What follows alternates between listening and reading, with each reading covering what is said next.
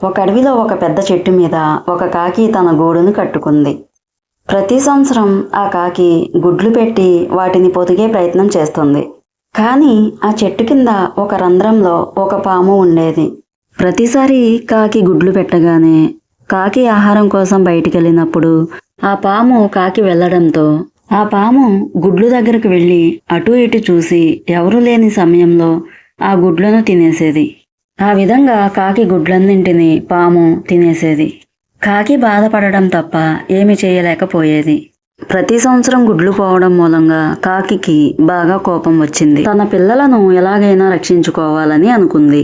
ఒకరోజు ఆ కాకి ఒక చెట్టు మీద ఉండగా అదే సమయంలో రాజభటులు సమీపంలోని సరస్సులో స్నానం చేస్తూ కనిపించారు. వారు తీసుకొచ్చిన ఆభరణాలు ఒడ్డున పెట్టారు. ఆభరణాలను చూసిన కాకి ఒక ఆలోచన చేసింది.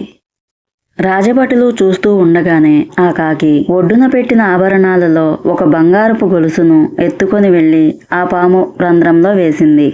అది గమనించిన రాజభటులు ఆ పాము దగ్గరికి వచ్చి ఆ పామును చంపి బంగారపు గొలుసును తీసుకొని వెళ్లారు. ఆ పాము చావడంతో కాకి డ్యాన్స్ చేస్తూ సంతోషించింది. ఈ కథ నీతి: బలంతో కాకుండా బుద్ధితోనే శత్రువులను ఓడించవచ్చు. ఫ్రెండ్స్, ఇలాంటి మరిన్ని స్టోరీస్ కావాలంటే మన ఛానల్ని సబ్స్క్రైబ్ చేయండి, షేర్ చేయండి, లైక్ చేయండి. మరొక మంచి స్టోరీతో రేపు వచ్చేస్తాను. Bye friends.